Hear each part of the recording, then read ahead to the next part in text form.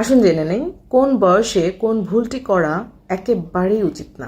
আপনার বয়স যখন 18 থেকে 22-এর মধ্যে, এই বয়সে আপনি ভুলেও সময় নষ্ট করবেন না। আপনার বয়স যখন 23 থেকে 28, এই বয়সে আপনি কখনো ক্যারিয়ার তৈরি করতে ভুল করবেন না। মানুষ এই বয়সে সবচেয়ে বেশি ভুল করে এটা চিন্তা করে যে আমার ক্যারিয়ারটাকে আমি কোন দিকে টার্ন করব। এভাবে যদি সময়গুলো চলে যায় তাহলে আপনি সবচেয়ে মূল্যবান সময়টা হারিয়ে ফেলবেন। 29 থেকে 35 বছর বয়স যখন আপনার, ঠিক ওই সময়ে আপনার আয়ের চেয়ে ব্যয় যেন একদম বেশি না হয়। মানুষের মধ্যে সবচেয়ে বড় ভুল হচ্ছে এই বয়সে তারা যতটুকু আয় করে তার থেকে বেশি ব্যয় করে।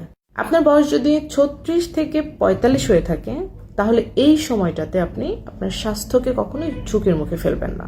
তাহলে জীবনে যে এত কিছু অর্জন করেছেন তা ভোগ করার আর সুযোগ হবে না। আপনার বয়স যদি 46 বা তার বেশি হয়ে থাকে তাহলে আপনি অবশ্যই সঞ্চয় করতে ভুল করবেন না। যদি আপনি এই সময় সঞ্চয় না রাখেন, ভবিষ্যতের জন্য আপনি ভীষণ বড় ঝুঁকিতে পড়তে যাচ্ছেন।